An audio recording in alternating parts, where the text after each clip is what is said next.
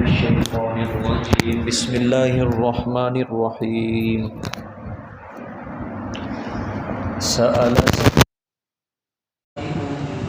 بعذاب واقع للكافرين ليس له دافع من الله ذي المعارج تعرج الملائكة والروح إليه في يوم كان مقداره 50,000 سنة فاصبر صبرا جميلا إنهم يرونه بعيدا ونراه قريبا يوم تكون السماء كالمهل وتكون الجبال كالعهن ولا يسأل حميم حميما يبصرونهم يود المجرم لو يفتدي من عذاب يومئذ ببنيه وصاحبته وأخيه وفصيلته التي تؤذيه ومن في الأرض جميعا ثم ينجيه كلا إنها لظى نزاعة للشوى تدعو من أدبر وتولى وجمع فأوعى صدق الله العظيم.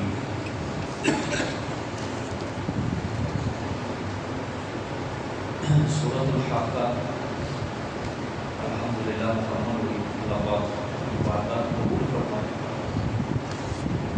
آج انشاءاللہ العزیز سورۃ المعارج اس ٹائم آغاز کریں گے. مکی صورت ہے یہ، مکہ مکرمہ کے اندر نازل ہوئی. ربط سمجھنے پہلے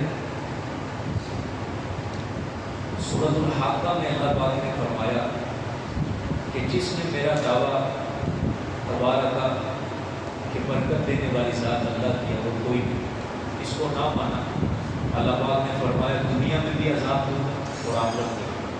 شروع میں اللہ پاک نے تخفیف دنیاوی کے 5 نمونے بیان فرمائے.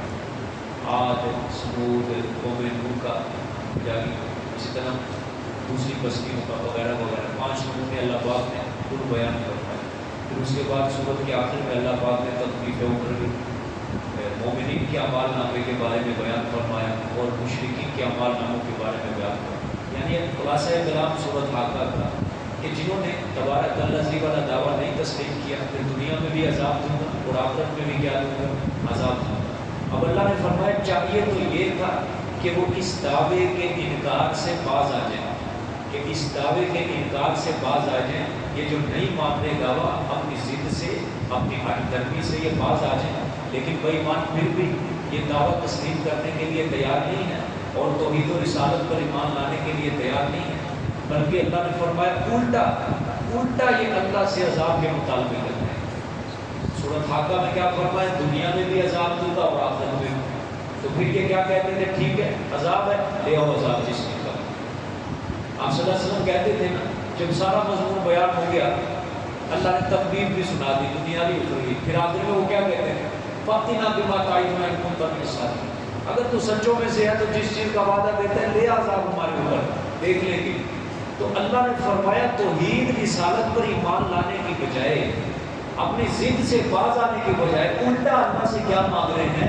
عذاب مانگ رہے ہیں. اب اس صورت میں اس کا مضمون ہوگا سورۃ معارج کے زجر ہوگا. گویا زجر مطلب ڈانٹ. زجر مطلب کیا ہے؟ ڈانٹ اللہ کی کہ بجائے اس کے کہ مضمون سن کے توحید پر ایمان لائے الٹا ہی عذاب کا مطالبہ کر رہے ہیں. اتنی عقل ان کی ماری گئی. ٹھیک ہے. اس کے بعد خلاصہ اس کا یہی ہے اس صورت کے اندر اللہ نے کافروں مشرکوں کے اوپر زجرات کی، ڈانٹ ڈپٹ کی. تخویف ہے، بشارت ہوگی جنت کا اللہ پاک ذکر فرمائیں گے. اس کے بعد زجر ہی زجر مشرکین کے اوپر ہوں گے. آج اس صورت کے اندر بس یہی خلاصہ ہے کہ مکی صورتوں کے اندر یہی ہوتا ہے. زجر ہوتی ہے، تخویفات ہوتی ہیں، دلائل ہوتے ہیں. ٹھیک ہے. اب چونکہ قرآن پاک آخر میں نے آپ کو شروع میں بتایا تھا کہ آخر میں صرف قیامت ہی ہے. 29واں پارہ قیامت ہے. سورۃ ملک سے آپ شروع ہوئے، سورۃ ملک، سورۃ قلم، سورۃ حاقہ اور آج یہ سورۃ معارج شروع ہوئی. سب قیامت ہی قیامت ہی. وہ آخر سورۃ 30ویں پارے تک 30واں پارہ بھی سارا قیامت سے بھرا پڑا. مطلب کیا ہے؟ اللہ فرما رہے کتاب ختم ہونے کو، قیامت بالکل قریب ہے، وقت بہت تھوڑا ہے. تسلیم کر لو، مان لو، توحید کے اوپر ایمان لے آؤ، میرے احکامات کو تسلیم کر لو، دوبارہ مہلت نہیں ملے گی تمہیں. ٹھیک ہو؟ دیکھ لیجیے آج فرمایا سأل سائل بعذاب واقع، زجر ہے جی، مانگا ہے سائل، مانگا ہے سائل، ایک مانگنے والے نے، مانگا ہے ایک مانگنے والے نے، کس طرح؟ ضد میں آ کر ہٹ دھرمی سے، بعذاب واقع، کیا مانگا؟ عذاب واقع ہونے والا، عذاب واقع ہونے والا۔ دیکھو فرمایا واقعین، اچھا بعذاب، یہاں پہ بھی آیت ختم ہو سکتی تھی، اللہ پاک یہاں پہ بھی کلام ختم کر سکتے کہ ایک مانگنے والے نے عذاب مانگا ہے بس، لیکن واقع اللہ فرمانا چاہتے ہیں ایسا عذاب جو اللہ کی طرف سے ضرور آنے والا ہے، بے ایمان اس کا مطالبہ کریں۔ ایک ہوتا ہے کہ اللہ کی طرف سے عذاب نہیں آنا، پھر مطالبہ کریں کہ اللہ کو کہیں عذاب بھیجیے، اللہ کو کہیں عذاب۔ اللہ نے فرمایا میں نے لکھا بھی ہے کہ وہ عذاب آنا ہی آنا، اسی کا مطالبہ کر رہے ہیں کہ واقع ہونے والے عذاب کو یہ مانگ رہے ہیں۔ یعنی جو اللہ کا غصہ کافروں کے اوپر غضب اترنا تھا، یہ جان بوجھ کے اس کا کیا کر رہے ہیں؟ مطالبہ کر رہے ہیں۔ ٹھیک ہو گیا؟ مثال کے طور پہ کوئی کارخانے کے اندر ملازم، اس کو پتہ ہے اگر میں نے الٹا کام کیا مالک مجھ سے کیا ہوگا؟ ناراض ہوگا، اس کا غضب میرے اوپر ٹپک پڑے گا، لیکن وہ ملازم جان بوجھ کے وہ کام کرتا ہے، جان بوجھ کے مالک کو غصہ دلانے کے لیے، تو پھر وہ مالک کیا کہے گا کہ جن باتوں پہ مجھے غصہ آنا ہے جان بوجھ کے تم وہ کام کر رہے ہو۔ اللہ فرما رہے کہ تمہارے اوپر عذاب واقع ہونے والا، اسی کا تم کیا کر رہے ہو؟ مطالبہ کر رہے ہو۔ ٹھیک ہو گیا؟ اچھا شان نزول اس کا سمجھ لیں۔ نسائی شریف ہے، سیاہ ستہ میں کتاب ہے، حدیث شریف کی صحیح حدیث کی کتاب ہے کہ یہ مانگنے والا کون تھا عذاب؟ فرمایا یہ ایک بہت بڑا پکا مشرک تھا، آپ صلی اللہ علیہ وسلم کا دشمن تھا، نظر بن حارث اس کا نام تھا، یہ وہ بندہ تھا۔ آپ صلی اللہ علیہ وسلم جب سناتے، پوری سورت سناتے، آیات سناتے، تو یہ آگے سے بکواس کرتا تھا کہ لے آؤ عذاب، لے آؤ اس کو۔ دیکھو واحد ہے نا، مانگا ایک مانگنے والے نے، یہ نہیں فرمایا کہ مانگتے ہیں مانگنے والے۔ یہ جو تھا، یہ جب مضمون سنتا تھا آپ صلی اللہ علیہ وسلم سے، تو یہ کہتا تھا لے آؤ عذاب، کوئی ڈر نہیں، کوئی خوف نہیں۔ اس نے اللہ اور اس کے رسول کے مقابلے میں ایسی جرت کی، ایسی جرت کی۔ سورۃ انفال کے اندر بھی اللہ نے اس کی دعا کا ذکر کیا۔ یہ نضر بن حارث نے ایک دعا مانگی تھی، غزوہ بدر کی طرف جا رہے تھے یہ مشرک لڑنے کے لیے، ادھر سے مسلمان۔ مشرک جب جا رہے تھے تو نضر بن حارث جو تھا، اس نے خانہ کعبہ کا غلاف پکڑ کے اللہ سے دعا مانگی، اللہم ان کان ھذا ھو الحق من عندک، کہ اے اللہ اگر یہ پیغمبر، یہ کتاب تیری طرف سے حق ہے نا، تو فامطر علینا حجارۃ من السماء، آسمان سے ہمارے اوپر پتھروں کی بارش برسا۔ اب اتنا بعذاب علیم، یہاں پہ دردناک عذاب میں مبتلا کر دیا۔ اس نے اللہ تعالیٰ سے یہ دعا مانگی نضر بن حارث سے، ایسی اس نے جرت کی تھی۔ اس کا ذکر یہاں بھی اللہ نے سأل سائل بعذاب واقع، مانگا ایک مانگنے والے نے عذاب واقع ہونے والا۔ ٹھیک ہے، اس سے ملتی جلتی باتیں آج بھی ہمارے معاشرے کے اندر مسلمان کر دیتے ہیں۔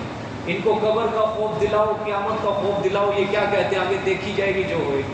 ٹھیک ہے، ان کو قبر میں، قبر کی رات متعین ہے، یہ کہتے ہیں کوئی نہیں دیکھی جائے گی۔ انہوں نے دین پتہ کیا بنایا ہوا ہے؟ دو چیزیں انہوں کو تسلی کے لیے کافی ہیں۔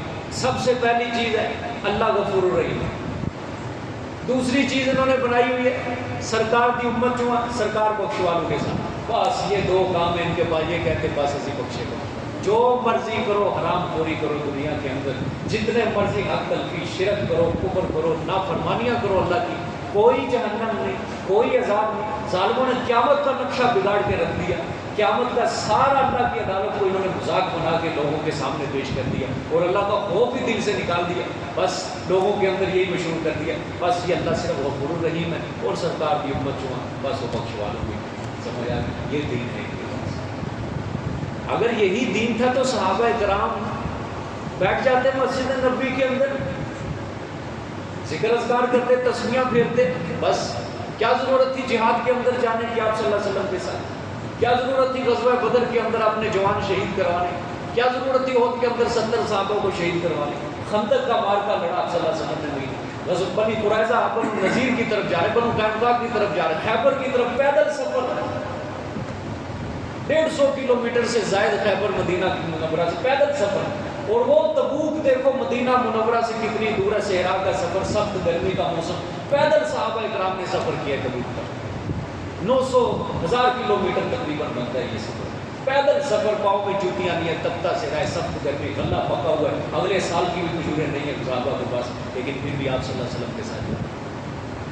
اگر یہ دین اتنا ہی تھا صرف تو کیا ضرورت تھی صحابہ کو ادھر ادھر جانے، بیٹھے رہتے گھروں کے اندر بس اپنا کام کرتے رہتے، 5 وقت کی نمازیں پڑھتے، تسبیح کرتے، بس یہی نقشہ بگاڑ دیا انہوں نے کا۔ اللہ پاک صحیح ہدایت نصیب اچھا للکافرین لیس لہ دافع، فرمایا واسطے کافروں کے، للکافرین واسطے کافروں کے، لیس لہ دافع نہیں ہے کوئی اس کو ہٹانے والا۔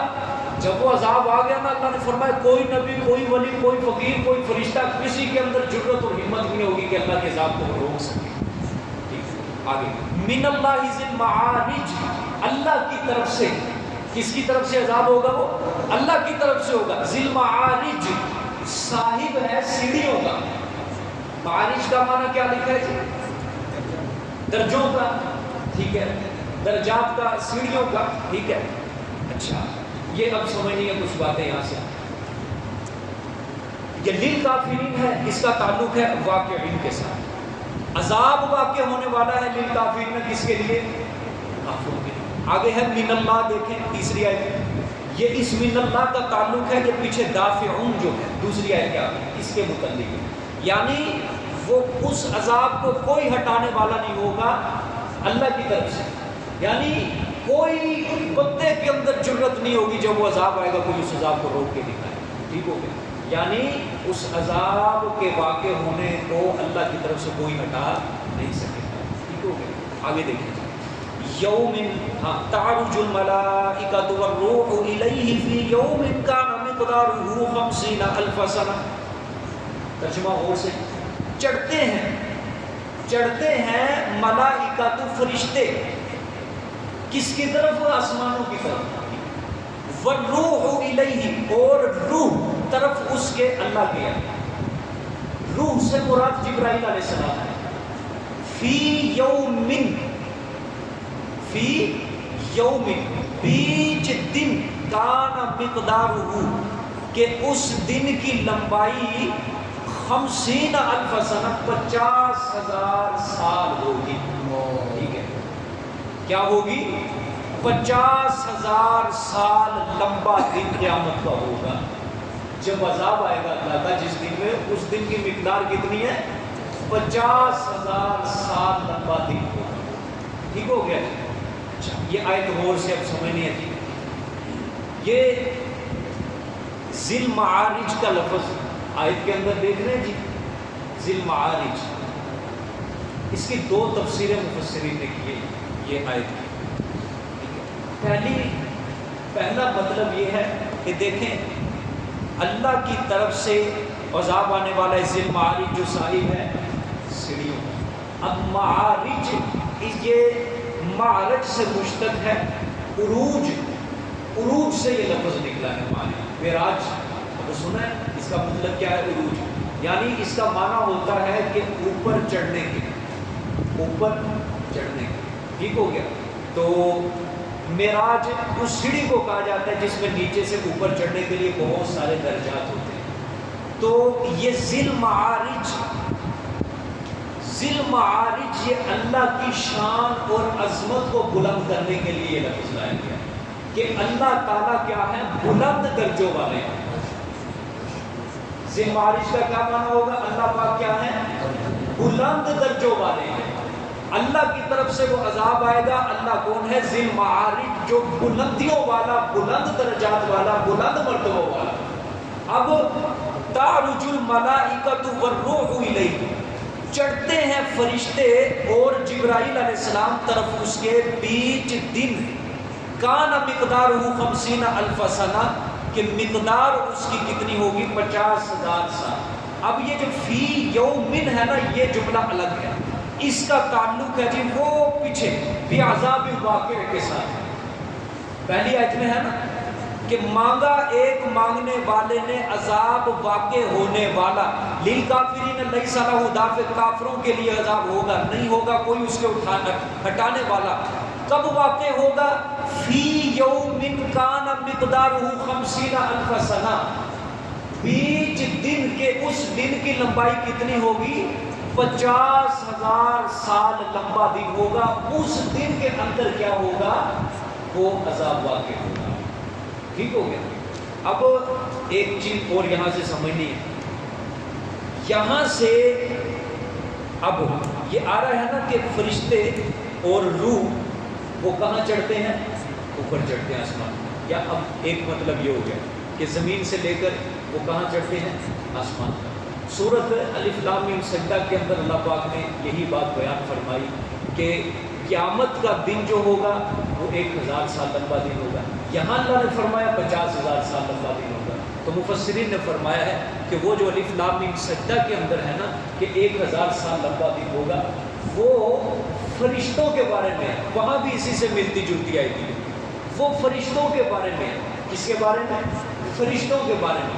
کہ وہ جو فرشتے زمین تک آتے ہیں اور پھر کہاں چڑھتے ہیں؟ آسمانوں تک چڑھ جاتے ہیں.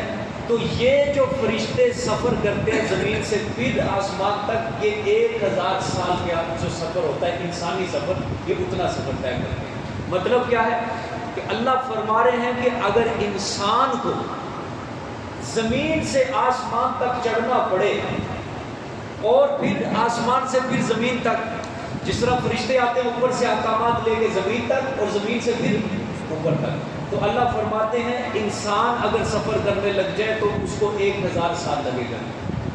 ٹھیک ہے. لیکن فرشتے وہ جو سفر کرتے ہیں آسمان سے زمین تک، زمین سے آسمان تک، یہ پل جھپکنے کے برابر کر لیتے ہیں.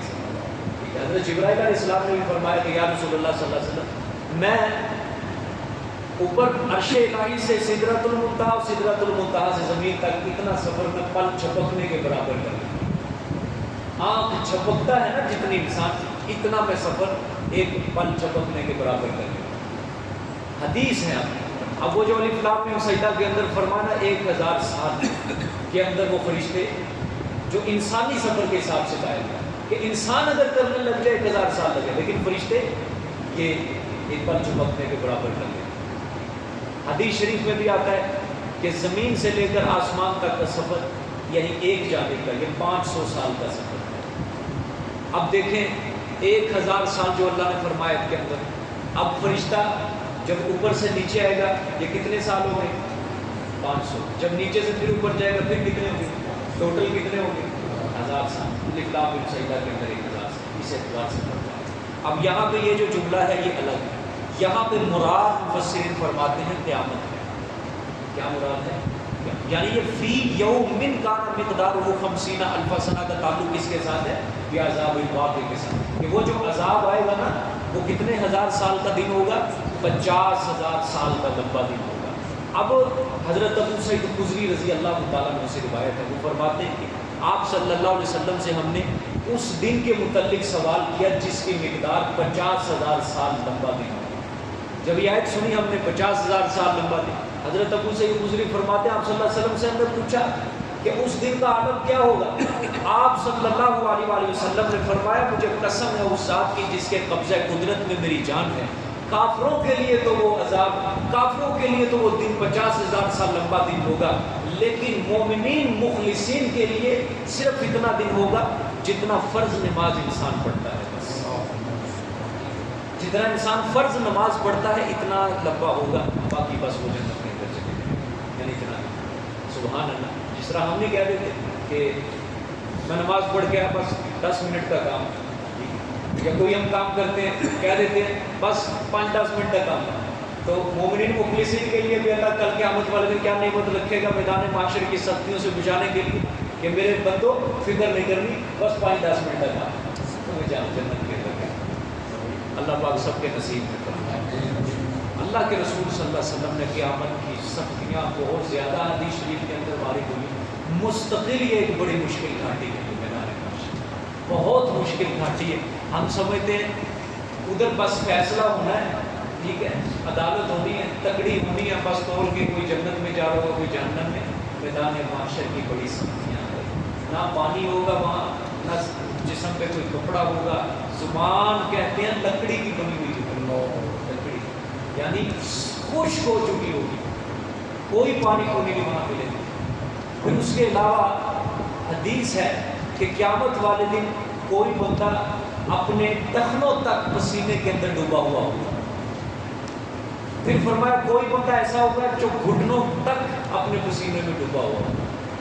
پھر فرمایا کوئی بندہ ایسا ہوگا جو ناف تک اپنے پسینے میں ڈوبا ہوا ہوگا، پھر گردن، پھر پورے ہی۔ پھر آپ صلی اللہ علیہ وسلم کی ایک اور حدیث سے فرمایا اتنا پسینہ میدان محشر میں نکلے گا کہ 70 گز زمین تک نیچے جائے گا وہ پسینہ، یعنی اتنا سخت مقام ہے۔ تو ظاہری بات ہے مومنین بھی وہاں پہ ہوں گے، اللہ پاک مومنین مخلصین کو، شہداء کو، انبیاء کو، اپنے نیک بندوں کو اپنے عرش کے سائے تلے جگہ دے گا، وہاں اللہ کی رحمت برسے گی۔ پھر اس کے بعد میزان ہے، اس کو کہتے ہیں ترازو، نامہ اعمال تولنے، یہ ایک الگ مقام ہے، یہ بھی بڑی مشکل گھاٹی ہے۔ پھر اس کے بعد آخری جو سب سے مشکل سٹیج ہے وہ ہے پل صراط، یہ ہے سب سے مشکل ترین مقام کہ جس کے اوپر سے منافق بھی گزریں گے، کافر بھی گزریں گے، مسلمان بھی گزریں گے، اور اس کے دونوں طرف جہنم ہے، اور جو اس کو پار کر لے گا آگے ہی آپ صلی اللہ علیہ وسلم کا حوض کوثر ہوگا، ابو بکر صدیق، حضرت عمر فاروق سب وہیں کھڑے ہوں گے اور جنت کے دروازے ہوں گے۔ جو ہوگا منافق، کافر، گناہ گار، وہ تو ارد گرد پیچھے ہے نا صورتوں کے اندر اللہ پاک نے کیا فرمایا کہ جو نیک لوگ ہوں گے جب پل صراط پار کریں گے ان کا نور ان کے آگے آگے دوڑے گا، ان کا نور یعنی روشنی کرے گا، لیکن کافروں منافقوں کے لیے روشنی نہیں ہوگی، وہ ادھر ادھر گر پڑے گی۔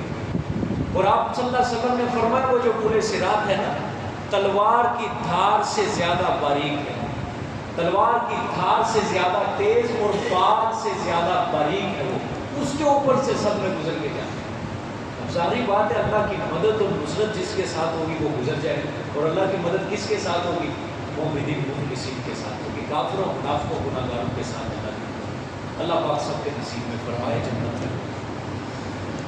اللہ آگے دیکھیں فَاصْبِرْ صَبْرًا جَمِيلًا، تسلی ہے جی آپ صلی اللہ علیہ وسلم، بس صبر کریں آپ صبر اچھا، بس صبر کریں آپ صبر اچھا۔ کیا مطلب ہے صبر اچھا؟ صبر تو ہوتا ہی اچھا، یہ اللہ نے فرمایا صبر جمیلا، کیا مطلب اچھا صبر؟ جس میں شکایت نہ ہو، جس میں شکایت نہ ہو، ٹھیک ہے؟ اچھا، اللہ اکبر۔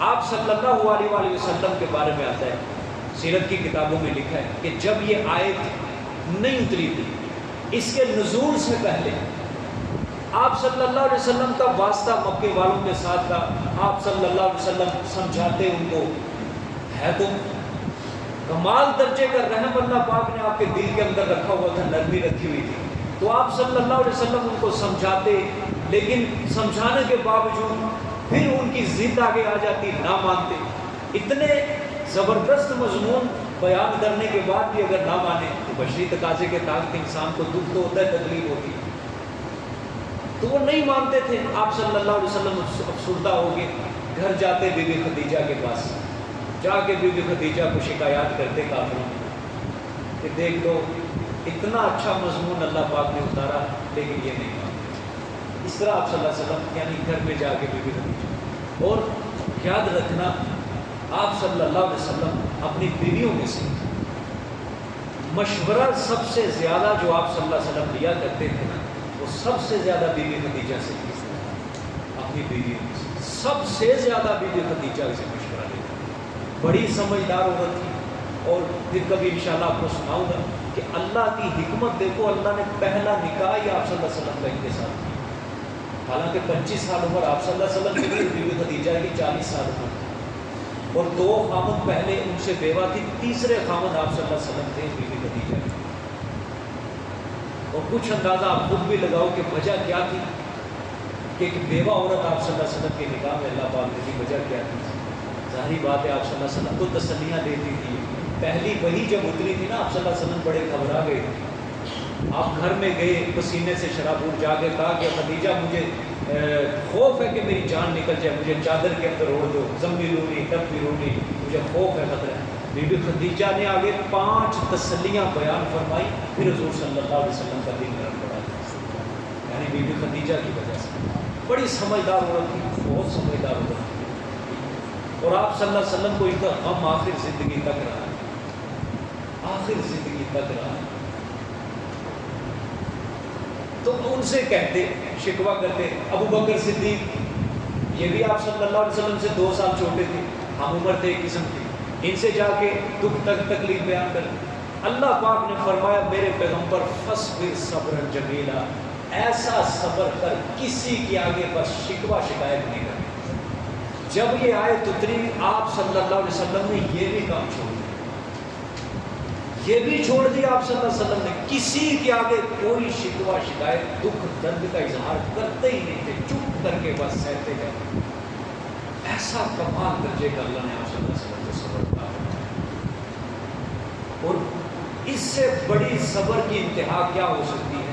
جنہوں نے 13 سال تک آپ صلی اللہ علیہ وسلم کو اور آپ کے خاندان والوں کو اور آپ کے صحابہ کو 13 سال تک ستایا، مکہ کے اندر ظلم کی انتہا کر دی، پھر بدر کے میدان میں انہوں نے ستایا، احد کے میدان میں یہ ہے، خندق کے میدان میں یہ ہے، لیکن جب ایک وقت آیا مکہ فتح ہو گیا، آپ صلی اللہ علیہ وسلم نے ملتزم دروازے کے پاس کھڑے ہو کر آپ نے خطبہ ارشاد فرمایا، سارے مشرکین مکہ صحن بیت اللہ میں تھے، آپ نے پوچھا کہ ہاں بھائی آج تم مجھ سے کیا امید رکھتے ہو کہ میں تمہارے ساتھ کیا معاملہ کروں گا اے مکہ والوں؟ تو یہ سہیل بن عمر جو تھا جس نے صلح حدیبیہ مشرکین کی طرف سے لکھا، اس نے کہا کہ آپ شریف باپ کے شریف بیٹے ہیں، ہم آپ سے خیر کی امید رکھتے ہیں۔ آپ صلی اللہ علیہ وسلم نے فرمایا آج میرا معاملہ تمہارے ساتھ یوسف علیہ السلام جیسا ہے، سمجھ رہی ہے؟ جس طرح یوسف نے اپنے بھائیوں کو کہا تھا لا تثریب علیکم اليوم، کہ آج کے دن تمہارے اوپر کوئی ملامت نہیں ہے، میں بھی تمہیں یہی کہتا ہوں کہ آج کے دن تمہارے اوپر کوئی ملامت نہیں ہے، میں نے تمہاری سابقہ ساری کوتاہیوں کو معاف کر دیا۔ اتنا بڑا صبر کر سکتا ہے، اتنا بڑا صبر معاف کر دیا اللہ وہ۔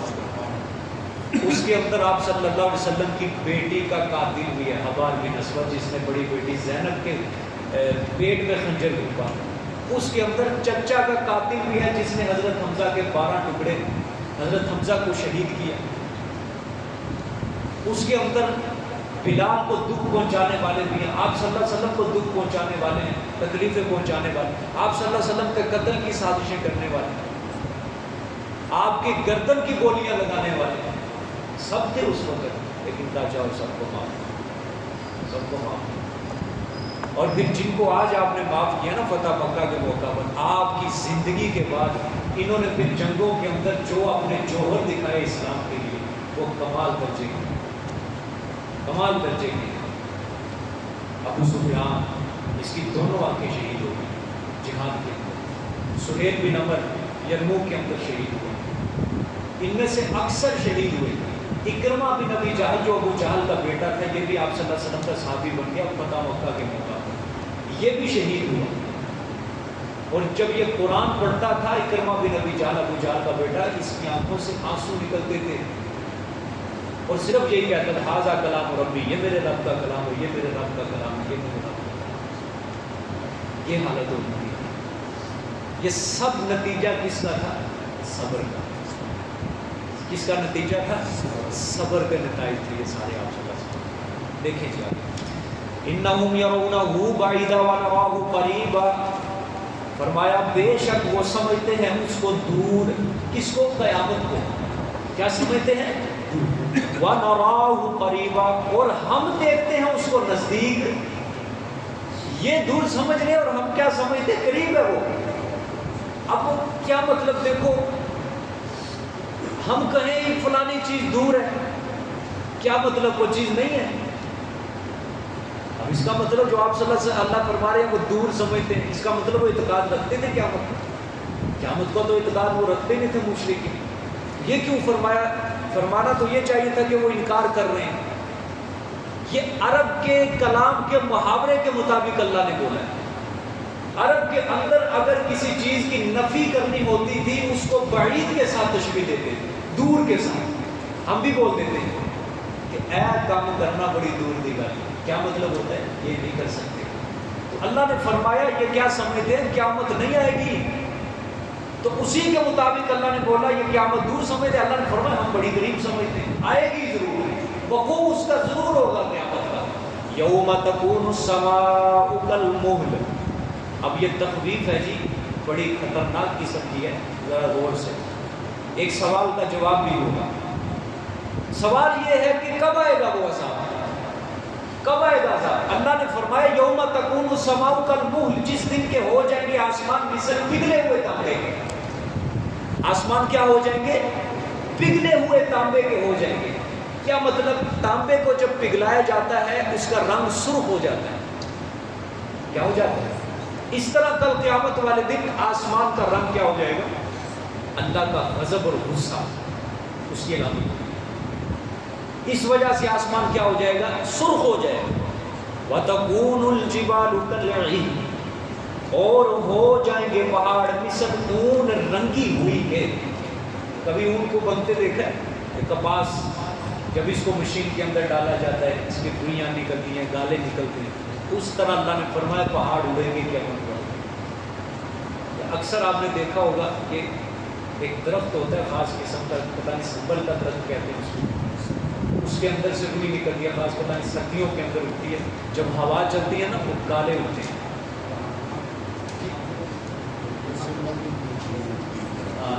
کوئی درخت ہے لمبا سارا درخت ہوتا ہے، اس کا دانا کافی اچھا لمبا اور خوبصورت بھی ہوتا ہے دیکھنے میں، تو اس وجہ سے اس کے گالے ہوتے ہیں جب ہوا چلتی ہے. تو اس طرح اللہ فرماتے ہیں کہ روئی کے گالوں کی طرح وہ کیا اڑیں گے پہاڑ. کتنے مضبوط ہیں پہاڑ. انسان جہاں کام کر رہے ہیں، پتھر کنکریٹ کا کام کر رہے ہیں، وہاں پہ کس طرح وہ پہاڑوں کے اندر بم لگا کے توڑیں. ابھی تک تو چنیوٹ کے پہاڑ نہیں ختم ہو سکے، کتنے سالوں تک یہاں مشینری لگی. کتنے مضبوط ہیں یہ پہاڑ اللہ کو. اور اللہ کیا فرما رہے ہیں؟ وَتَكُونُ الْجِبَالُ كَالْعِهْنِ، رنگی ہوئی اون کی طرح یہ کیا ہو جائیں گے؟ ختم ہو جائیں گے. اللہ کے حکم کے اوپر کھڑے ہیں. اللہ کے حکم جب آئے گا کہ بس بھی آپ کی ڈیوٹی ختم ہو گئی، ختم ہو جائے گی. اللہ پاک سب کی حفاظت فرمائے. کیا ہوگا جی اس دن؟ وَلَا يُسْأَلُ حَمِيمٌ حَمِيمًا، اور نہ پوچھے گا کوئی دوست کسی دوست سے. کوئی دوست کسی دوست سے کچھ نہیں پوچھے گا، ہر کسی کو اپنی اپنی پڑ جائے گی. آگے یبصرونہم، اس کا تعلق کسی کے ساتھ ہے. حالانکہ دکھائے جائیں گے وہ ایک دوسرے کو، ایک دوسرے کو دیکھ بھی رہے ہوں گے میرا دوست ہے بڑا پکا، لیکن سوال نہیں کریں گے کسی سے. کیوں؟ جرأت ہی نہیں ہوگی کسی کی. ہر کسی کو اپنے جواب دینے کی پڑی ہوگی کہ بابا بس آج میں کامیاب ہو جاؤں، میں کامیاب ہو جاؤں. دنیا کے اندر ایک ٹیبل ٹاک کے اوپر بیٹھ کے ہنسی مذاق کر لینا، ٹھیک ہے. انسان کبھی سوچے کہ جن دوستوں کے پیچھے میں اپنی زندگی تباہ کر رہا ہوں، برباد کر رہا ہوں، یہ جو اللہ نقشہ پیش کر رہا ہے قیامت کا، کیا یہ کل قیامت والے دن میرے کام آ جائیں گے؟ یقین کرو جب انسان ایسی آیتوں سے سبق حاصل کرے نا، اس کا دنیا سے اعتبار اٹھتا ہے. پھر اس کے دل سے دنیا کی لالچ نکلتی ہے کہ آج میں جن کے اوپر اعتماد کر کے اعتبار کر کے اپنی زندگی برباد کر رہا ہوں، اللہ کا نافرمان بن رہا ہوں، رسول کی تعلیمات سے میں دور ہو رہا ہوں، قرآن کی تعلیمات سے دور ہو رہا ہوں، نماز سے دور ہو رہا ہوں، ان کے کہنے پہ میں اتنا بڑا سجدہ اتنی کروڑوں کی نماز میں چھوڑ دیتا ہوں، سنت رسول کو میں چھوڑ رہا ہوں ان کے پیچھے لگ. کل قیامت والے اللہ فرمائے وَلَا يَسْأَلُ حَمِيمٌ حَمِيمًا. حمیم پتہ کس کو کہتے ہیں؟ گہرا دوست. گہرا دوست جس کے اوپر انسان اپنی جان قربان کرنے کے لیے بھی تیار ہو جاتے ہیں. اللہ نے فرمایا کل قیامت والے دن کوئی نہیں پھر پوچھے گا ایک دوسرے سے، حالانکہ ایک دوسرے کو دیکھ بھی رہے ہوں گے کہ فلانا میرا دوست دنیا میں فلانا کام کرتا تھا، فلانا کام آتا تھا، فلانے کام یہ کرتے تھے، یہ کوئی کام نہیں. اللہ ابھی بس نہیں کیا اللہ پاک، ابھی آگے سنا فرمایا یود المجرم لو یفتدی من عذاب یومئذ ببنیہ. وہاں تو دوست کی بات تھی، اب رشتہ داروں کی بات آئی.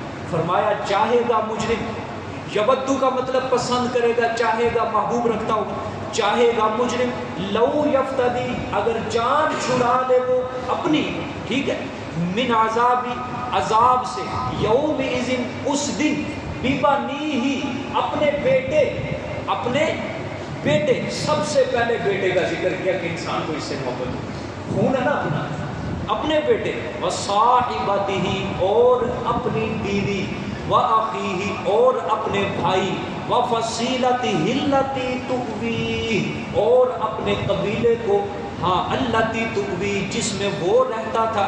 اللہ نے فرمایا چھوڑو سارا، ومن فی الارض جميعا اور جتنے زمین پر ہیں سب کو، جتنے زمین پر ہیں سب کو، ثم ینجی پھر وہ اپنے آپ کو بچا لے۔ فرمایا لو یفتدی ہے پیچھے، اس کو اب سمجھنا ہے۔ اللہ فرما رہے ہیں اس دن مجرم پتہ کیا چاہے گا، وہ چاہے گا آج میرے جان چھڑائی کے اندر اگر مجھے اپنا بیٹا بھی دینا پڑ گیا، مجھے اپنی بیوی بھی دینی پڑ گئی، مجھے اپنے دوست بھی دینے پڑ گئے، مجھے اپنا پورا کنبہ قبیلہ خاندان بھی دینا پڑ گیا، میں جان چھڑانے کے اندر مجھے نجات ملتی ہے اللہ سے۔ اللہ نے فرمایا اس کو بھی چھوڑو، ومن فی الارض جميعا زمین کے اوپر جتنی بھی مخلوق ہے ساری مخلوق اللہ کو جان چھڑائی کے لیے دے لے، میری جان چھوڑ دے، اللہ آج میری نجات کر دے۔ اللہ نے فرمایا کلا ہرگز نہیں، آج تیری جان نہیں چھوٹے گی، آج تیری جان نہیں چھوٹے گی۔ سمجھ آ گئی ہے؟ اس سے بڑی ڈیل کیا ہو سکتی ہے اللہ سے؟ اللہ نے فرمایا نا کوئی ضرورت نہیں، اس لیے کہتے ہیں کہ تنہا آئے ہیں اور تنہائی جائیں گے، اور تنہائی اللہ کے سامنے کھڑے ہوں گے، تنہائی ہر کسی نے اپنا جواب دینا ہے، کسی نے کسی کا جواب نہیں دینا۔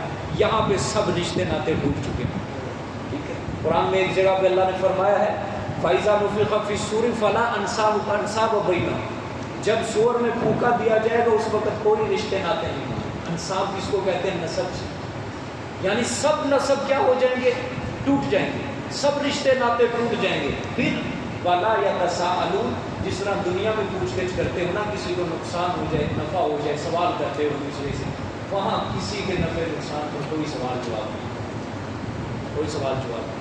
پیچھے ایک صورت میں اللہ کیا فرمایا، وہ آیت بڑی زبردست ہے اگر انسان سے، غالباً سورۃ شورا کے اندر آئی الاخلاء یومئذ بعضهم علی بعض۔ آج دنیا کے اندر تو ایک دوسرے کے دوست ہیں، آج دنیا کے اندر تو دوستیاں نبھا رہے ہیں کہ وہ میرا دوست ہے، جان بھی لٹا دینا، آج نہیں آنے دوں گا، لیکن کل قیامت والے دن عدو لبعض، بعض کے کیا بن جائیں گے، دشمن بن جائیں گے سارے۔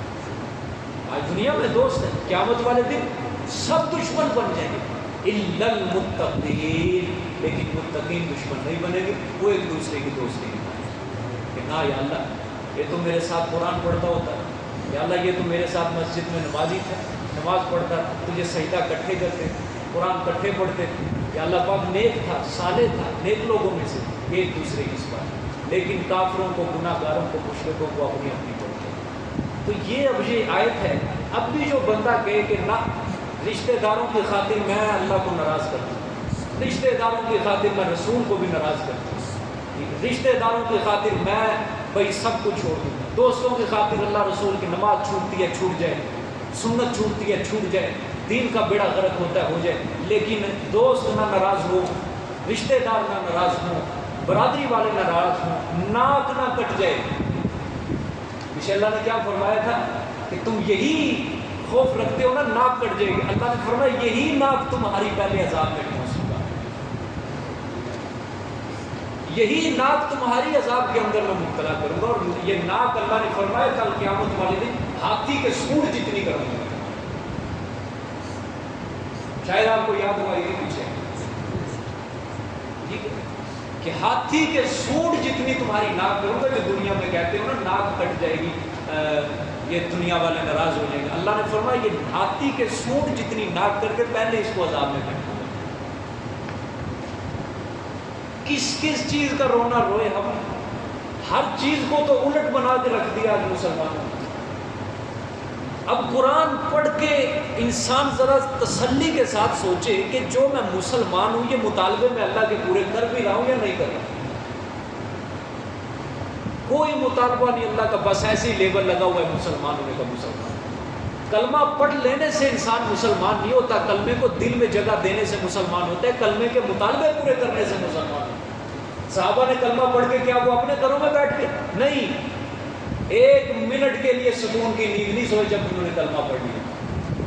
جہاد میں ادھر سفر کر رہا ہے، کوئی ادھر کر رہا ہے، کوئی ادھر کر رہا ہے، آئے دن مشکلیں، پریشانیاں، مشکل، 1 منٹ کی سکون نہیں۔ اور آپ صلی اللہ علیہ وسلم وہ تو ایک لمحہ بھی نہیں سکون کی نیند سوئے۔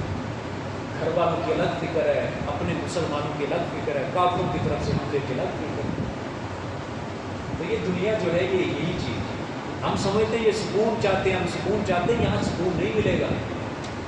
اگر چاہتے ہو آخرت کا سکون ہمارے گلے کا ہار بن جائے تو دنیا کی مصیبتیں، پریشانیاں، مشکلات کاٹ لو۔ آپ صلی اللہ علیہ وسلم کا مکان بھی آخر تک کچا تھا، کوئی بلڈنگ پلازا نہیں بنا کے گئے، کوئی اپنی وراثت نہیں پیچھے چھوڑ کے گئے، کوئی بڑے بڑے بینک اپنی تجوریاں نہیں چھوڑ کے گئے، بینک بیلنس نہیں چھوڑ کے، کچا گھر، کچا مکان چھوڑ کے گئے۔ ہر بیوی کا جو چھت تھی کچی، ایک ایک کمرہ تھا، اور مہینہ مہینہ آپ کے بیویوں کے گھر میں چولہا نہیں جلتا ہے، 4 دن بھوکے رہنا، صرف پانی اور کھجور پہ گزارا کرنا، حتیٰ کہ بعض دن ایسے بھی آ جاتے تھے کہ آدھی کھجور ایک بیوی کافی، آدھی آپ صلی اللہ علیہ وسلم کھاتے، بس یہی گزارا۔ لیکن مقام دیکھو کتنا باغے، سبحان اللہ، مقام دیکھو۔ اللہ نے قرآن میں کیا فرمایا؟ عسیٰ ان یبعثک ربک مقاما محمودا، میرے پیغمبر قیامت والے دن مقام محمود کا دولہا بناؤں گا تجھے۔ مقام محمود اللہ کے عرش کے قریب یہ جگہ ہے، صرف ایک بندے کو ملے گی، وہ آپ صلی اللہ علیہ وسلم کو، وہی تو نہیں مقام پہ۔ کیوں؟ وجہ اللہ کو راضی کر کے گئے ہیں یہ لوگ۔ صحابہ نے اتنی مشکلات کاٹی ہیں، اللہ کو راضی کر کے گئے۔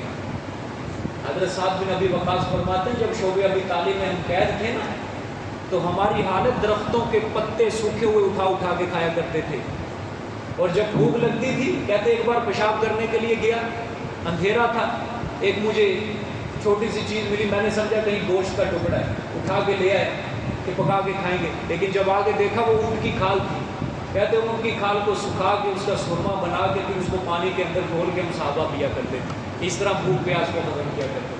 3 سال تک رسول اللہ صلی اللہ علیہ وسلم نے اپنے صحابہ کے مکہ میں قید کے دن کاٹے ہیں، شاید کسی کو یہ بھی نہ پتا ہو۔ ہم کہتے ہیں صرف یوسف علیہ السلام نے جیل کاٹی ہے، رسول اللہ صلی اللہ علیہ وسلم نے بھی جیل کاٹی ہے 3 سال۔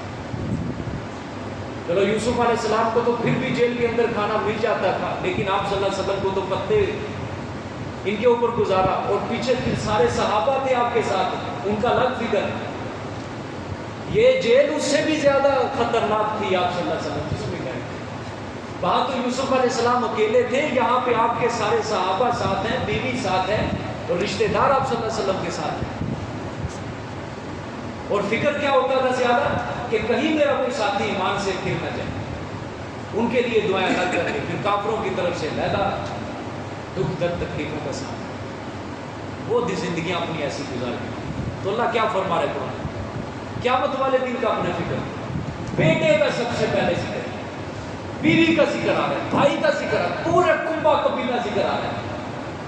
آج لوگ بڑا مشہور کہتے ہیں ہمارا خاندان، ہمارا خاندان، ساڈی جٹ برادری، ساڈی کمبو برادری، ساڈی رائی برادری، ساڈے چہ چل رہے ہیں، ساڈے چلنے رسم و رواج، اسی نہیں انج کرتے، اسی نہیں انج کرتے۔ قیامت والے دن کرنا یہ سارے رسم و رواج، انشاءاللہ اللہ ٹانگے توڑے گا۔ اس دن کر کے دکھائے، کوئی گریبان کھول کے ذرا بدماشیاں کر کے دکھائے اپنی، کوئی دنیا کا فرعون شداد وہاں پہ کھڑ کے اللہ کے سامنے کو بول کے دکھائے۔ اللہ فرما رہے ہیں وَلَا يَسْأَلُ حَمِيمٌ حَمِيمًا، کوئی دوست کسی کا نہیں کرتا، کوئی سوال پوچھی کسی نہیں۔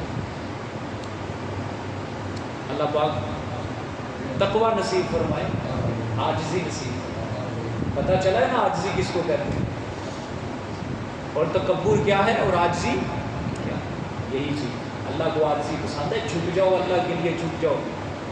من تواضع للہ رفعہ اللہ، جو اللہ کے لیے عاجزی اختیار کر لیتا ہے اللہ اس کو بلند کرتا ہے، اور کب کرتا ہے؟ آخرت کے اندر بلند کرتا ہے۔ مت چھوڑو رشتہ داروں کے پیچھے لگ کے دین کو کبھی اللہ اور اس کے رسول کو ناراض نہ کرنا، کبھی نہ کرنا۔ یہاں پہ تو ہمارے لوگ شادی آ رہی ہوتی ہے 3 سال پہلے تیاری کر لیتے ہیں، وہ تیاری اصل میں شادی کی نہیں ہوتی، تیاری اصل میں اللہ رسول کو ناراض کرنے کی ہوتی ہے، اصل معنی یہی ہے۔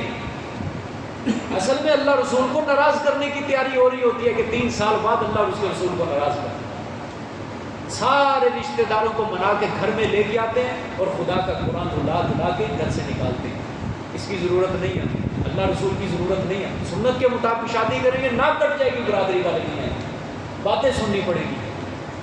خدا کے سوچو کچھ, اللہ کے کو سوچو. چند دن کی زندگی ہے, رسول کو اللہ کو ناراض کر کے کہاں جاؤ؟ راضی کر لو ان کو, راضی کر لو. آگے دیکھیے, کلا ہرگز نہیں, انہا لظا, بے شک وہ آگ کا ایک شعلہ ہے, جہنم.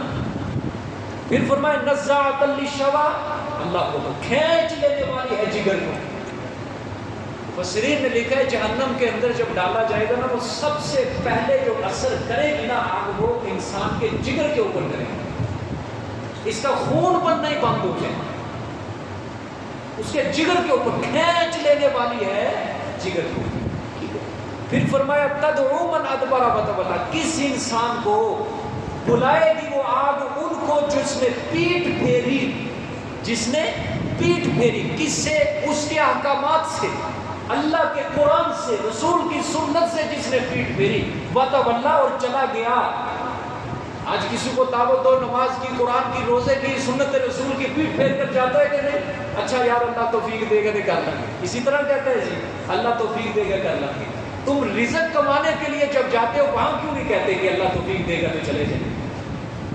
صبح صبح جب جاتے ہو, جب بیوی صاحبہ اٹھاتی ہے کہ ٹائم ہو گیا ڈیوٹی کا, اس وقت بھی کہا کرو کہ اللہ توفیق دے گا چلے جائیں گے. اس وقت کیوں نہیں جملہ کہتے؟ دین کی باری آتی ہے, نماز کی, روزے کی, اللہ کے حکم کی, اللہ توفیق دے گا تو چلے جائیں. یہاں پہ توفیق ہے اور وہاں پہ ہاتھ پاؤں بازو ذلیل بھی ہونا پڑے ہو جائیں گے وہاں پہ. یہاں پہ صرف توفیق ہے, یہ اللہ کو رکھا ہوگا. جب اللہ توفیق دے گا, جب اللہ توفیق دے گا, اللہ پاک صحیح سمجھ نصیب فرمائے. وَجَمَعَ فَأَوْعَى, ترجمہ اور سے, اور لوگوں کا حق مار کر جمع کیا مال. وجمع, لوگوں کا حق مار مار کر مال جمع کیا. فَأَوْعَى, اور ذخیرہ بنا کر رکھا اس کو. ایسے بندے کو وہ جہنم کی آگ پکڑے. اللہ پاک کو بھائی چھٹی نہ کیا کریں, کل پھر بھی کچھ نہ کچھ غیر حاضر تھے, پھر ہدہد والا کام کیا جائے گا.